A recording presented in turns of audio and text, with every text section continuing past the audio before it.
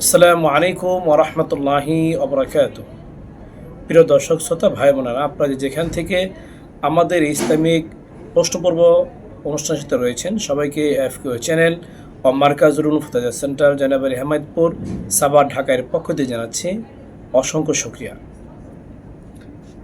ইসমাইল হুসাইন নাটোর থেকে প্রশ্ন করেছেন। তার প্রশ্ন হলো, তালাক পতিত হওয়ার জন্য কি স্ত্রীর নিকট চিঠি পৌঁছানো জরুরি কিনা? অর্থাৎ কোনো ব্যক্তি যদি স্ত্রীকে চিঠির মাধ্যমে তালাক দিতে চায়, তাহলে সেটি স্ত্রীর নিকট পৌঁছানো জরুরি কিনা বিষয়টি জানালে অনেক অনেক খুশি হব। ইসমাইলকে এই প্রশ্নটি করার জন্য অসংখ্য ধন্যবাদ।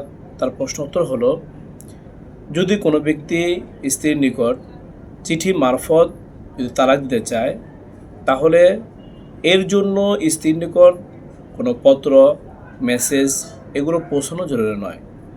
তিনি যেখান থেকে চায়, অর্থাৎ স্বামী যেখান থেকে ইচ্ছে সেখান থেকে যদি তালাক দেয়, সেটি পাহাড়ের উপরে হোক, সমুদ্রের উপরে হোক, কেউ পাশে থাকুক বা না থাকুক, সাক্ষী থাকুক বা না থাকুক, কেউ শুনুক বা না শুনুক, স্বামী যদি মুখে উচ্চারণের মাধ্যমে, স্পষ্ট উচ্চারণের মাধ্যমে যদি স্ত্রীকে তালাক দিয়ে দেয়, তাহলে তালাক হয়ে যাবে।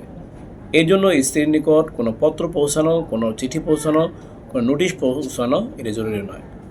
এই মাস্টার রেফারেন্স আপনারা পাবেন ফতোয়ে কাজী খানের 1 নম্বর খণ্ডের 287 নম্বর পৃষ্ঠায়, ফতোয়ে তাদের খানিয়া 4 নম্বর খণ্ডের 528 নম্বর পৃষ্ঠায়, ফতোয়ে হিন্দিয়ার 1 নম্বর খণ্ডের 446 নম্বর পৃষ্ঠায়, ফতোয়ে দারুল দেওবন্দের 9 নম্বর খণ্ডের 141 নম্বর পৃষ্ঠায়।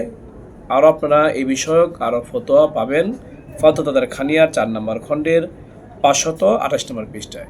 যে মাসলাটি বলা করানো, রব্বে কারীম আমাদের সবাইকে ভালো করে জেনে বুঝে এই মাসলাটি প্রমাণ করার তৌফিক দান করুক। এরকম গুরুত্বপূর্ণ ইসলামিক প্রশ্নের উত্তর জানতে চাইলে এখনও যারা আমাদের ইউটিউব চ্যানেলটি সাবস্ক্রাইব করেননি, সাবস্ক্রাইব করে নেবেন। আমাদের ভিডিওটি ভালো লাগলে দিনের খাতে লাইক করে শেয়ার করবেন। তাছাড়া আপনাদের কোনো প্রশ্ন থাকলে ইউটিউব কমেন্ট বক্সে আপনারা প্রশ্ন করতে পারেন। এর পাশাপাশি আমাদের একটি FQA নামে ফেসবুক পেজও রয়েছে, সেখানে গিয়ে ফলো লাইক দিয়ে আমাদের পাশে থাকতে পারেন। চাইলে সেখানে কমেন্টে আপনারা প্রশ্ন করতে পারেন। আপনাদের প্রশ্ন উত্তর যথাসময়ে দিতে চেষ্টা করব। ওমা তৌফিকি ইল্লা বিল্লাহ।